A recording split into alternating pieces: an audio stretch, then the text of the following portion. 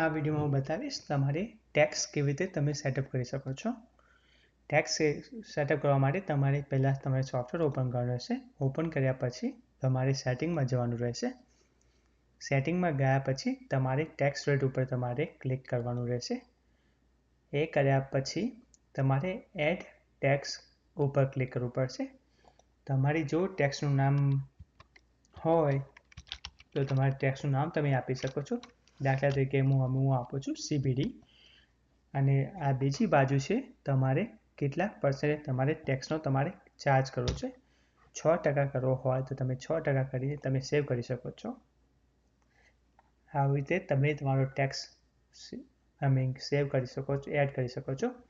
Add કર્યા પછી જો તમારે આને ડિસેબલ કરવું હોય તો તમે અહીંયાથી ટોગલ ઉપર ક્લિક કર્યા પછી તમને આ વસ્તુ તમને ડિસેબલ બી કરી શકે છે. પણ મેક શ્યોર જ્યારે તમે આ ડિસેબલ કરો ત્યારે તમને એક મેસેજ પણ થશે. જો આ પ્રોડક્ટની અંદર તમે જેટલી બી પ્રોડક્ટો નાખેલી હોય એ બધામાંથી ટેક્સ રિમૂવ થઈ જશે.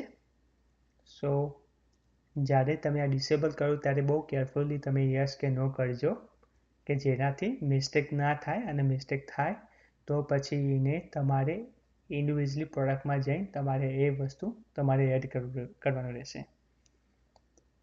જો તમારે અપડેટ ના કરવું હોય તો તમે નો કરી શકો છો બાય એક્સિડન્ટલી, કે તમે ત્યાં ટચ કરી દીધું હોય તો.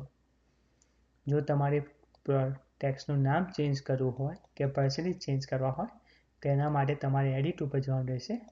તમારી જે તમારું ટેક્સનું નવું નામ આપવાનું હોય એ તમે આપી શકો છો. તમારે જે પર્સન્ટેજ તમારે ચેન્જ કરવાના હોય એ તમે અહીંયાથી ચેન્જ કરી શકો છો. અને તે બાદ તમારે અપડેટ કરવાનું રહેશે. અપડેટ કર્યા પછી તમને અહીંયા મેસેજ આવી જશે કે સક્સેસફુલી અપડેટ થઈ ગયું છે. આવી રીતે તો તમે તમારો ટેક્સ તમે એડિટ અને ડિસેબલ કરી શકો છો.